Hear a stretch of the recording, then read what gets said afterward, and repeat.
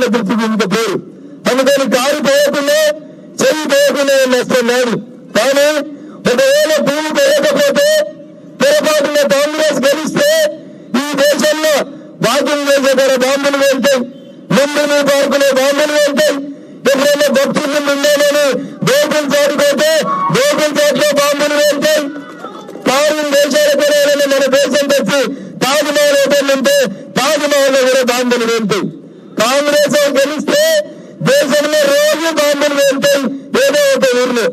కానీ మోడీ గారు గెలిస్తే ఒకటే ఒక రోజు దీపావళి పండుగ రోజు మాత్రమే బాంబులు వెళ్తాయి. ఇంట్లోకెళ్ళి బయటికి వెళ్ళినాడు సురక్షితంగా రావాలంటే ఈ దేశానికి ప్రధానమంత్రి నరేంద్ర మోడీ ఉండాలని ఆలోచించుకోండి.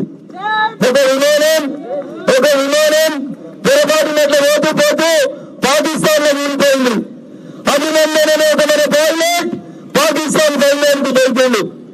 దొరికితే పాకిస్తాన్ సైన్యం చాలా స్పష్టంగా చెప్పింది, అభినందన మాకు దొరికింది, మేము భారతదేశానికి పంపమని చెప్పారు. అప్పుడు నరేంద్ర మోడీ గారు ఒకటే ఒక మాట చెప్పారు, 24 గంటల్లో మా అభినందన్ మాకొస్తే మంచిగా ఉంటుంది బిడ్డ, లేకపోతే మీ దేశం సంగతి ఒకసారి ఆలోచించుకోవాలని చెప్తే వచ్చింది అభినందన్. వచ్చిందా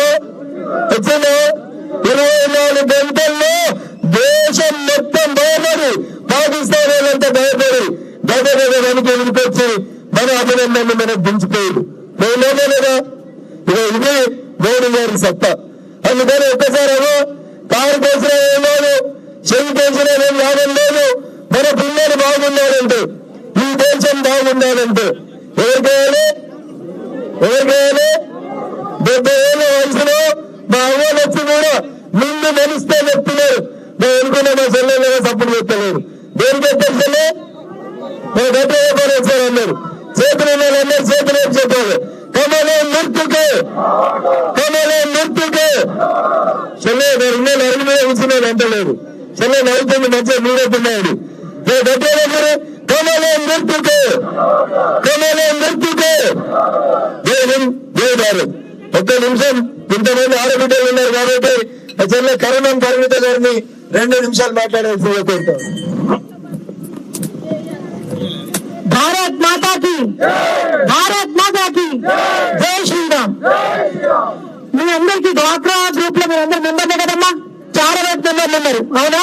మీకు రుణాలు ఇస్తుంది ఎవరో తెలుసా? చెప్పండి ఎవరు? మోడీ గారు ఇస్తున్నారు మీకు రుణాలు. ఇప్పుడు 10 లక్షల నుంచి 20 లక్షల దాకా వస్తున్నాయి. ఇప్పుడు డ్రోన్ ఫ్యాక్టరీ అని మీకు డ్వాక్రా మహిళల్ని ఒక ఆమెను ఎంపిక చేసి ఆమెకు డ్రోన్ ఇచ్చి సబ్సిడీ ఇచ్చి 15,000 రూపాయల జీతం ఇస్తున్నారు.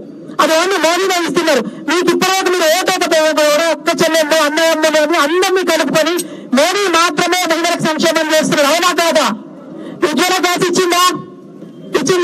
సుకన్య సమృద్ధి యోజన అని ఆడపిల్లలకి పొదుపు అనేది ఇస్తున్నది మోడీ సర్కార్. ఎవరు ఇస్తున్నారు? రేషన్ బియ్యం వస్తున్నాయి అందరికీ.